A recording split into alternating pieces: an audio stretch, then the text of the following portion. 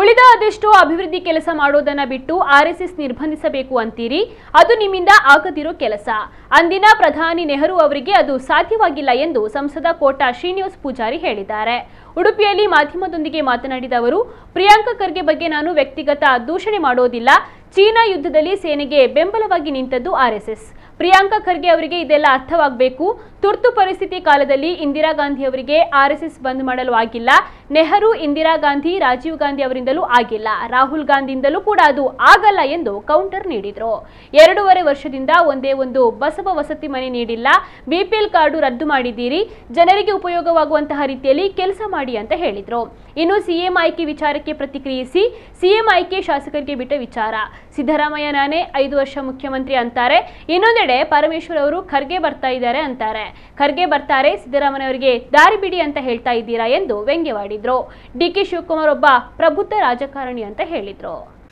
RSS ಒಂದು ರಾಷ್ಟ್ರ ಮಟ್ಟದಲ್ಲಿರುವಂಥ ಒಂದು ಅದ್ಭುತವಾದಂಥ ಒಂದು ರಾಷ್ಟ್ರೀಯತೆ ಬಗ್ಗೆ ಹೆಚ್ಚು ಮಾನ್ಯತೆ ಕೊಟ್ಟಂಥ ಒಂದು ದೇಶಭಕ್ತ ಸಂಸ್ಥೆ.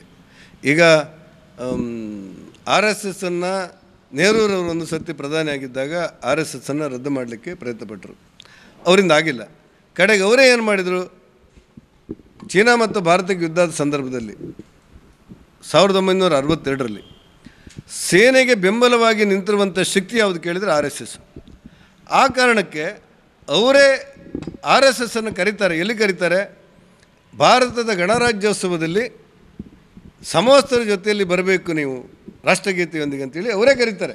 ಈ ಪ್ರಿಯಾಂಕಾ ಖರ್ಗೆ ಇದೆಲ್ಲ ಅರ್ಥ ಆಗಬೇಕು ಅನ್ನೋದು ನನ್ನ ಆಗ್ರಹ. ಅವರೇ ಕರೆದು RSSಗೆ ಮಾನ್ಯತೆ ಕೊಡ್ತಾ ಗಣರಾಜ್ಯೋತ್ಸವದಲ್ಲಿ ಪೆರೇಡ್ ಮಾಡಲಿಕ್ಕೆ ಅವಕಾಶಗಳನ್ನು ಮಾಡಿಕೊಡ್ತಾರೆ. ಇಂದಿರಾ ಗಾಂಧಿಯವರು ಒಂದು ಸರ್ತಿ ಅಲಹಾಬಾದ್ ಚುನಾವಣೆಗೆ ಸಂದರ್ಭದಲ್ಲಿ ತುರ್ತು ಪರಿಸ್ಥಿತಿಯಾದಾಗ ಅದನ್ನು ಬಂದ್ ಮಾಡಲಿಕ್ಕೆ ನೋಡಿರ್ತಾರೆ. ಅವರಿಂದೂ ಆಗಿಲ್ಲ. ನೆಹರೂರಿಂದೂ RSSನ ಬಂದ್ ಮಾಡಲಿಕ್ಕಾಗಿಲ್ಲ. ಇಂದಿರಾ ಗಾಂಧಿಯವರು ಅಂದಾಗಿಲ್ಲ.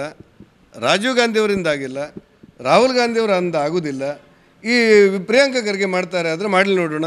ನಾನು ಹೇಳ್ತಾ ಇರೋದು, ನೀವು ಏನು ಮಾಡ್ತೀರೋ, ನಿಮ್ಗೆ ಯಾರು ಬೆದರಿಕೆ, ಕರ್ನಾಟಕದಲ್ಲಿ ಒಬ್ಬ ಕ್ಯಾಬಿನೆಟ್ ಮಂತ್ರಿಗೆ ಬೆದರಿಕೆ ಹಾಕೋರು ಯಾರಿದ್ದಾರೆ ಗೊತ್ತಿಲ್ಲ ನಮಗೆ. ಅಗತ್ಯ ಯಾರಾದರೂ ಇದ್ದರೆ ಒಂದು ತನಿಖೆ ಮಾಡಿ. ನಿಮ್ಮದೇ ಸರ್ಕಾರ, ನಿಮ್ಮದೇ ವ್ಯವಸ್ಥೆ. ಯಾರಾದರೂ RSS ಎದುರು ನಿಮ್ಮ ಬೆದರಿಕೆ ಹಾಕಿದ್ರೆ ಮೇಲೆ ತನಿಖೆ ಮಾಡಿ, ನೀವು ಕ್ರಮ ತಗೊಳ್ಳಿ. ಯಾರಲ್ಲ ಅಂತ ಹೇಳಿದ್ದಾರೆ.